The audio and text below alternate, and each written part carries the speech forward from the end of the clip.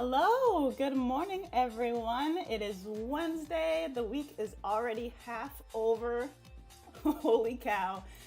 But there's still a lot going on and it has been so busy here at White Rhino. I thought it would be really fun to just kind of pop in every week, see how everyone's doing, talk about what's new, what's exciting, what's going on in the world of White Rhino and in fashion in general, and just share. So what are we going to do today? Today, I have a very special guest. We actually, we connected and filmed a little segment for this 2 days ago, but the audio just didn't record for some reason, so we redid it yesterday, and it's a fabulous conversation. I really can't wait to share that with you. So today is all about the collaboration that we have going on with the Little OinkBank Pig Sanctuary. I'm sure you've seen it kind of, on the Facebook, on the Instagram and stuff, but we have basically gone ahead and designed two totally unique custom-made bags specifically for the sanctuary, just to kind of honor them and give them something really cool that they can then resell for funds to help support the sanctuary. So I just want to show you them here. This one is the air. It's got little piggies all over it. These I'm sewing up for an order, so they haven't got labels on them yet, but this is how they look. And this is completely reversible. So on the other side, if you want, it's organic cotton canvas. It's this beautiful off-white color. So you can wear it with the piggy side out or with the cotton canvas side out, like so. And it just fits so nicely on the shoulder. It has a really wide arm strap, which is really nice and comfy, and you can wear it cross-body or just on the shoulder, however you feel comfortable. And then we have the Grace. This is one I'm sewing up for an order as well, and it is all the organic cotton canvas. It's a really big shopping bag, so this is something you will definitely get a lot of use out of. You can see inside. And these handles are super strong and extra long as well, so you can wear it nicely on your shoulder like that, which does make grocery shopping a little bit easier, especially if you're walking, just out getting some air. And of course it does have an extra pocket here on the front as well, so that's nice. So you can keep your keys, your phone kind of handy in the front, so you don't have to dig through the whole thing. So there you have it. All right, so yes, these are all part of the special collaboration. It's our first feature collaboration. I hope we get to do more of these in support of animal rescue and sanctuaries all around the world. It's something that I'm really passionate about, and anytime we have an opportunity to raise awareness and raise funds for groups and organizations that are doing such great work out there, I mean, why not, right? So this pre-sale does go until April the 16th, so that's 2 more days to get your orders in, and then I will be cutting up all the fabric and sewing everything up and sending it out directly to you. Shipping is free, it is included, so it's just the cost of the bag, and they will be shipping out on the 26th of April, so you'll have them for May, for summer, for all of your shopping needs. Here, let me show you on the website.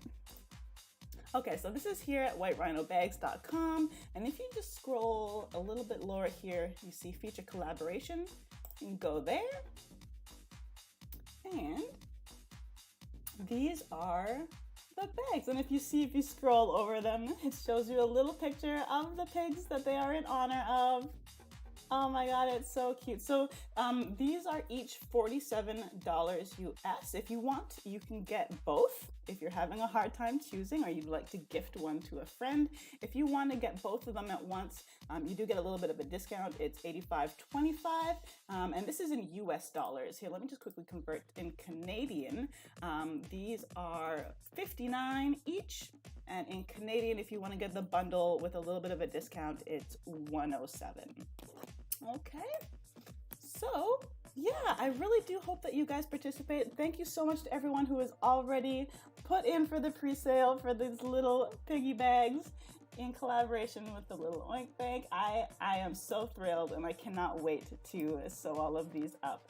It's going to be a lot of fun, and I can't wait to see pictures of you guys out there with the bags. And you know, it's just like a conversation starter, right? Like someone will see you in the grocery store with this bag, and you'll have the opportunity to talk about, you know, where you got it and the sanctuary and all the great work they're doing. And that's kind of the real, you know, point is to share this information and to inform people about, you know, what's going on and how they can help. So I have really learned so much in the time that I've been collaborating with the amazing people at the Little Oink Bank. I mean, I've gotten to know all of the pigs, the residents that they have at the sanctuary, and all of the, you know, the life struggles that they've had, how they got to the sanctuary and how they're doing. Unfortunately, some of them do have health concerns, so kind of following along with their health progress and updates, and it's just been really special, and I really wanted to share that with you guys. In fact, here I have this wonderful conversation that I had with Carrie, who is one of the co-founders of the Little OinkBank Pig Sanctuary. And I mean, you'll see just in one conversation with her, the amount of knowledge, the amount that you learn is incredible. So I really want to share that with you here. So take a look. Hi, can you hear me? I can hear you. Yay! Here we go, round 2 for the win. All right. Oh, and it looks all nice and sunny there today. How was the morning? All the morning feeding and the morning activities? Oh, busy as always. Everybody's got something to say, lots to report from overnight. So Franny's doing really well. She's out and with the main herd, and she's actually walking. Oh, wow. Yeah, so we couldn't be happier about that. We had been pretty worried that there may be permanent damage, but it doesn't look like it. She's using both her legs. Wow. Well, that's incredible. Well, that's great news. So I saw something on the Instagram this morning. I think it was Grace kind of hanging by the separation pen there. And yeah, when we get new pigs, then we do what's called fence fighting. Bunny. Okay, there's going to be technical difficulties in 1 second because I have. Oh. I'll just show you. I have a 250-pound lap pig. Wow. Oh my God. Right now. And someone else just came by, so he's gonna be very jealous. Ah, there it is. Okay, at least my foot's free now. Yeah, there they go. They don't share well. Mm. They do live in a hierarchy, don't they?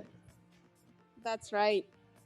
Yeah, so when new pigs come, they tend to fight. That's kind of their thing. As you said, they have to establish their hierarchy and their top hog. And after a couple days of that, they kind of have sort of they plateau in what they can and can't do. And basically they kind of hang out. They're just hanging out. They're not quite done fighting, but they're going to just start hanging out.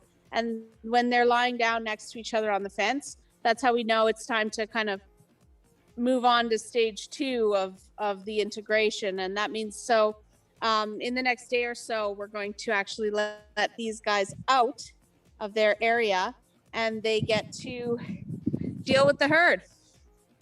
And it's scary. And sometimes ears get, okay, you're scary.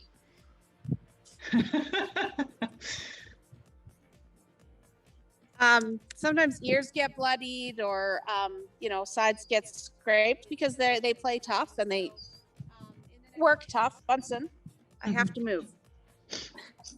We can be like this now. We can be like this now. How's that?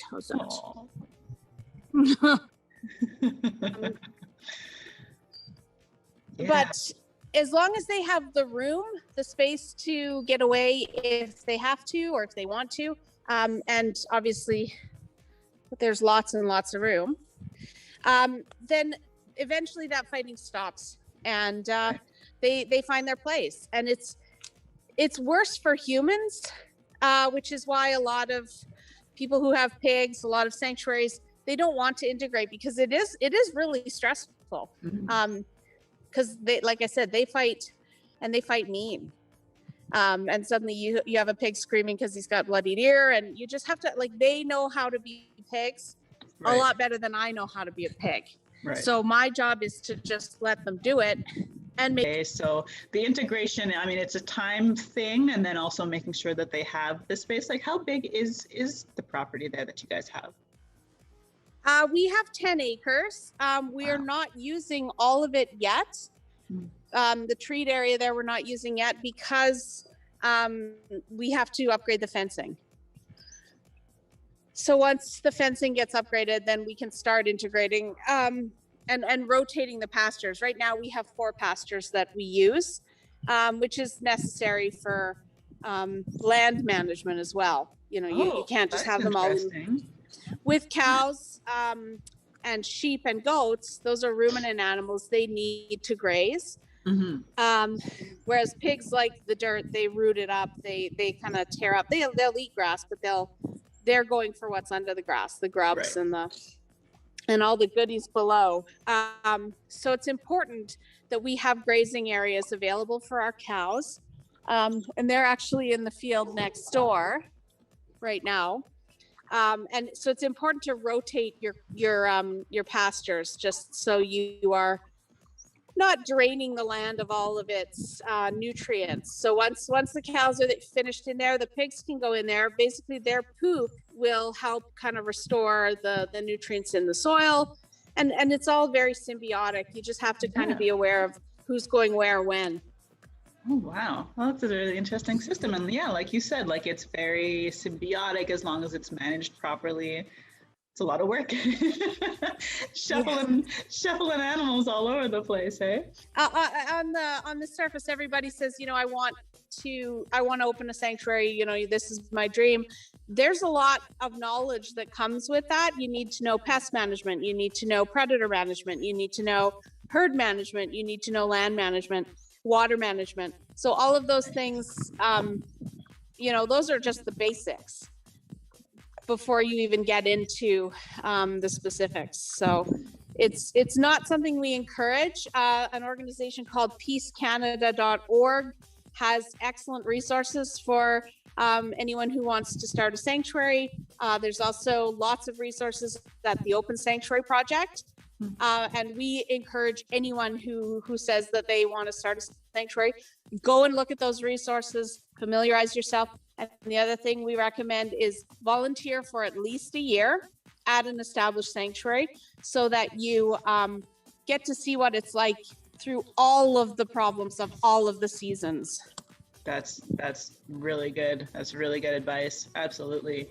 Because I'm sure there's things that you might not realize, and you might not be the best suited for it over the long term, because there's a lot of, emotional fatigue as well. And it's a 24/7 situation. And sometimes I'm sure, like there are things that come up that you might not have planned for or have never experienced. And, you have to deal with it as it comes, right? Exactly. And the other end of it is that, I'll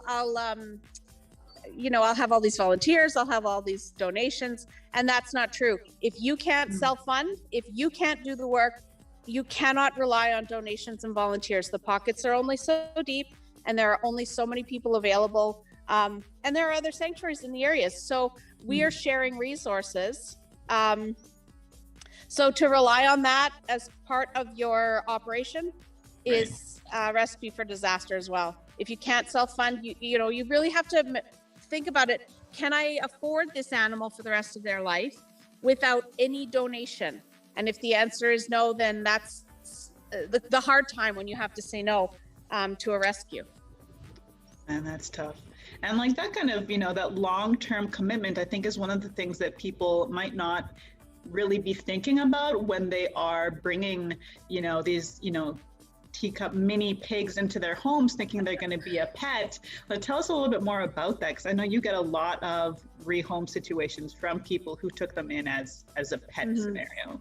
The rehoming situation, breeders will say anything they have to say to sell a pig, and pigs can sell from $25 in a laundry basket at a swap meet to $3,000-$4,000 shipped from Florida as a designer micro teacup.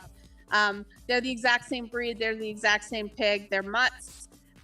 They all derive from originally the Vietnamese potbelly pig, which was brought to North America in the early 80s to mix with the big ones. The big pig. Just to mix up the meat. And the Vietnamese potbelly pig does not exist in North America anymore. In fact, it's on the protected list in Vietnam. So what we have left are these mutts with no size guarantees, no temperamental guarantees. I mean, if you speak their language, they're a little more likely to be nice to you. But they definitely are autonomous. They have their own personalities, their own wants and needs, their own likes and dislikes. And a mini pig is classified as any pig that is under 300 pounds when fully grown, and they grow to age 5. This little baby boy, I don't know if you can see him. This little baby boy was one of the ones who was bought as a gift for an ex-girlfriend from some dude at a gas station. Just so random. He was the tiniest, cutest little thing. And as you can see now, he is a 250-pound lap pig. Yeah, that is 3 years old. So he actually has animal. He actually has a year or two left before we can say he's done growing. They do average out. Usually they're less than 200 pounds, but I have enough of them who aren't over 200 pounds to say that's not necessarily the rule. Right. Wow. So they'll grow till they're 5. So, what's their average lifespan typically? Their average lifespan is 15 to 20 years old. So there's a lot of factors in that one, the main one being weight management. It's important that we keep their weights down. They're built to pack on the fat. So being aware of their body condition and feeding appropriate food with all the nutrients that they need without overfeeding is our number one priority. They also don't have the mechanism in their tummies like humans do that tell them when they're full. So they're very persuasive that they're starving. So you have to be wise to their lies. No kidding. Yeah, pig nutrition. And I'm sure that's another factor that, a first-time pig owner might not fully understand and be able to manage. And breeders will also send people home with what we call starvation diets, which are basically used to keep pigs small, to kind of try and perpetuate that lie of the size lie. Here's a big girl. Hi, Angel. Oh.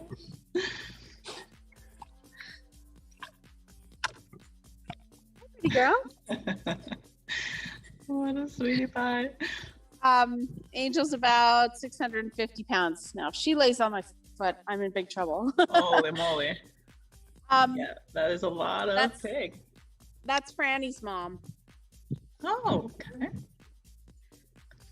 And they all have their own yeah, they do. But they come with we call them starvation diets, and it's basically underfeeding them to keep them small, and that shortens their lifespan significantly, just as badly as being overweight. So that's something that we often find we have to correct as well. And get the blood work, find out what they're missing in their diets, and how can we improve that as best as possible. Yeah, it's a lot. And I mean, you mentioned there, just health in general and health care. And I understand that some of the residents that you get are, do have health issues that are, lifelong health issues, and managing that and being prepared to manage that. And I mean, pig healthcare is not as, I guess, common or readily available as, say, cat healthcare, dog healthcare, which is crazy because, I mean, these are all beings, they all deserve a healthy shot. But Right. And another thing, like anyone who wants to obtain a pig companion, we tell them a few things. Number one, make sure you're zoned for them because they're considered livestock. So it takes one complaint from your neighbors, and next thing you know, you've got bylaw at your door telling you you've got 24 hours to get rid of this pig, or they're going to come and euthanize it. So that's kind of the number one thing. Are you zoned for a pig? Next up, you need to have a pig farrier. It's not the same as a horse farrier or a sheep farrier. The pigs' trotters are more similar to human fingernails than they are to horses' hooves. So you need someone who specializes in that, plus the ability to actually control and deal with an animal who can be up to 300 pounds or bigger. Right. They need their feet done at least twice a year, depending on the terrain that they have access to. As I had mentioned another time, in the wild, they can travel up to 30 kilometers a day. So if they don't have that, if they've got just a little backyard or, right. They're not going to have the ability to trim their feet down like they should. So depending on even the mobility of the pigs here is to how often we trim feet. We have a schedule where we trim at least twice a year. I have to warn the neighbors because it does sound like someone's being murdered. We have to wear ear protection, eye protection, and we wear the N95 respirators. Please don't be downhill. Okay. Because of the dust. So you have to have a pig farrier or access to. And unfortunately in Canada, there aren't any.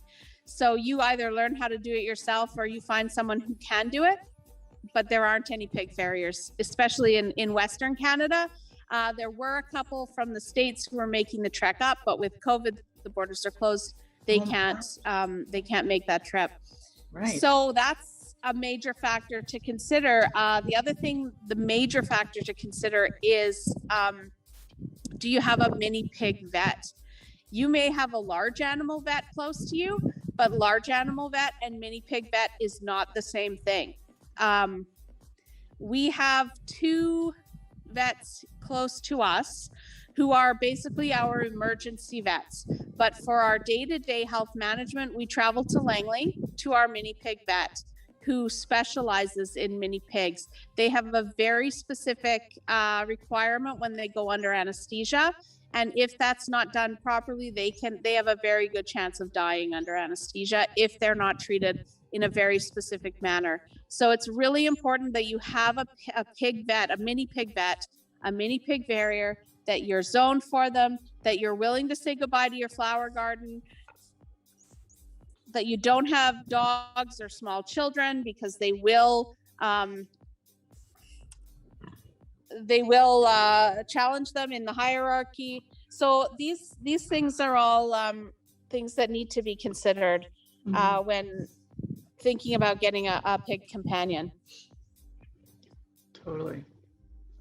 Yeah, there's really a lot to it. I mean, just in this journey of collaborating with you guys and following along just your day-to-day journeys, I'm learning so much that I didn't even know. And I like to think of myself as pretty informed on this stuff, but yeah. Sure.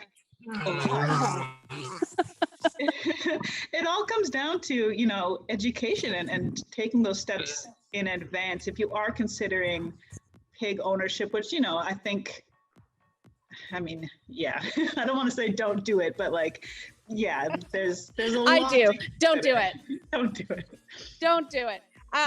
15, 20 years is a long time, and people start out with the intention, this pig's going to be my companion. And then suddenly they get sick, or they lose their job, or they lose their home, or COVID happens, or whatever. Nobody ever goes into pig ownership thinking that that life's going to happen in that way that's going to cause those problems, but it's not the same. So, you can get sick and still have a dog. You can get sick, lose your job and still have a cat. It's not the same. Yeah. It's not the same. So when those calamities happen, when you have a baby or a toddler, it's not the same. It's very difficult, and it takes extreme amounts of commitment and support in order to keep that animal. At the end of the day, yeah, they're cute babies, but they are farmed animals, and that's who they are. And to expect them to, just because you put them in a tutu and carry them around in a stroller for your Instagram likes, it doesn't change who they are. Right.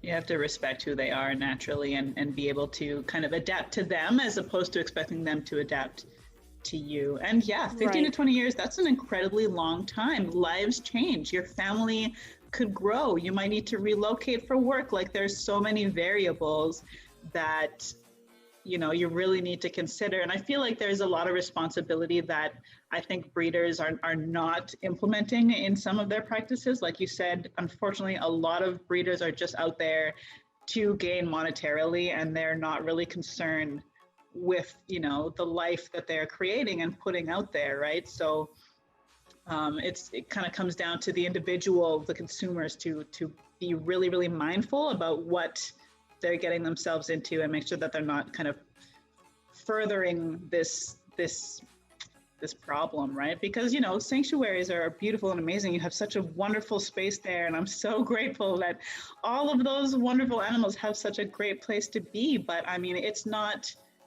extensive, right? Like, there's a maximum at how many animals you can responsibly take in yourself. And all the other sanctuaries in the area, it's not endless, right? So, we as we are, I don't know of a sanctuary in Western Canada that isn't full.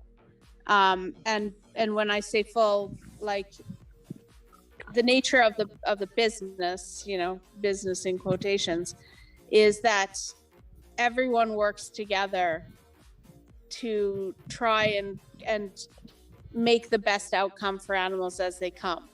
Because unfortunately the need is bottomless. That vein will never close. But for all intents and purposes, every sanctuary in Western Canada is full. So to have someone say, when we're dealing with cases of neglect, abuse, getting animals out of industry, there's a certain amount of leeway. But when we're dealing with someone who says, I got this pig a year ago and they're really aggressive and they're mean to my dog, it hardens the heart. It's like, well, why didn't you do your research then?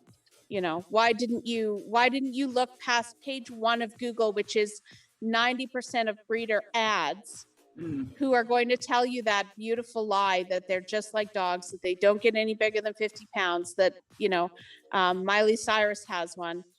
Right. Ariana Grande has one, and they're the coolest pigs ever, and they're so adorable and cute. Just go click on every single account on Instagram that has 10,000 more followers than an actual sanctuary. Yeah. The information's out there, but people don't want to look for it. As I said, one of our mandates, we are working hard to try and get some legislation around breeding, about claims that these breeders can make, that there are size guarantees. There's actually an association of breeders that self-accredits, which right. Basically I tell myself I'm good and great, so that makes me good and great. When an organization is self-accredited, that's got to be your first red flag.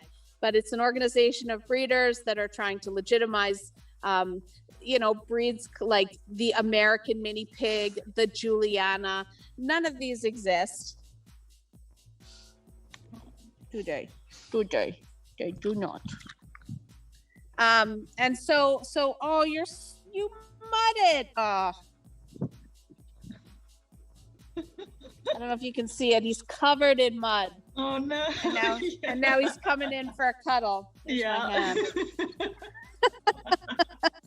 It's his favorite thing to do. I'm not rubbing your belly. It's not happening. Anyway, so they're going strong with breeder members. Oh, that's it. Oh yeah, there goes that outfit.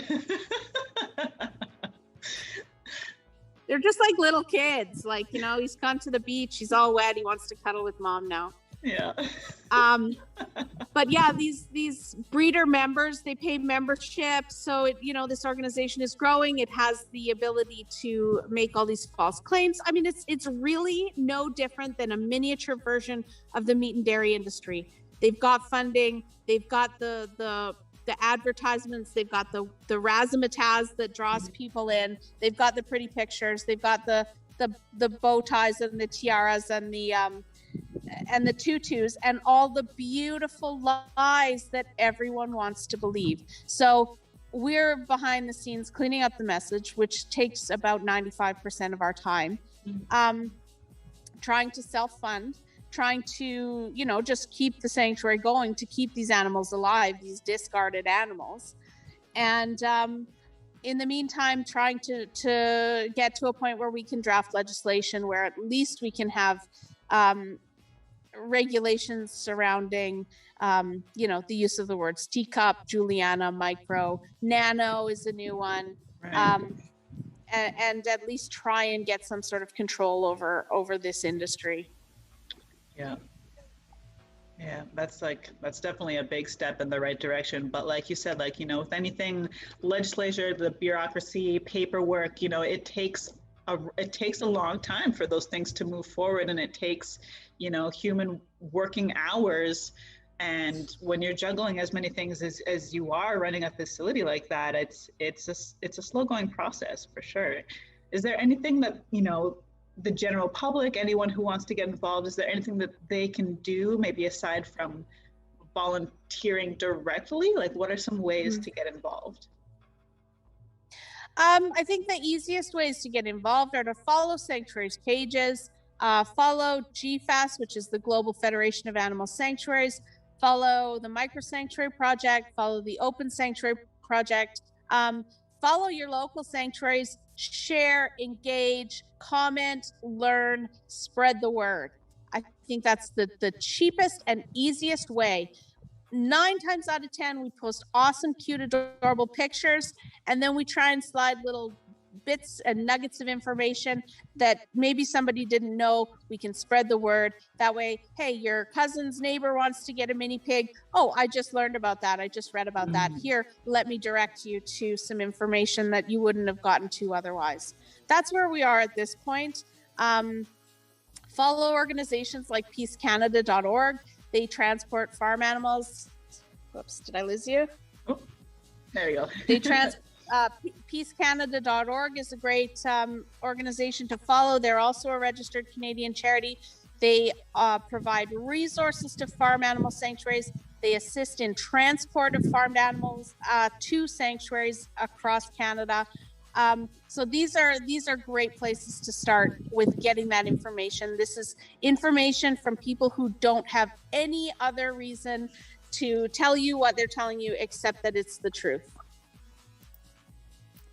Isn't that wild? I mean, honestly, every conversation I have, every time I go onto the Little OinkBank Instagram or on their website, I learn something new. And I mean, those pigs are just gorgeous. They are so much bigger in person than you think, and they're just absolutely gorgeous beings. So again, I just want to say a huge thank you to Carrie, to Ron, Fabia, Amber, everyone at the Little OinkBank, and everyone who helps make that sanctuary run.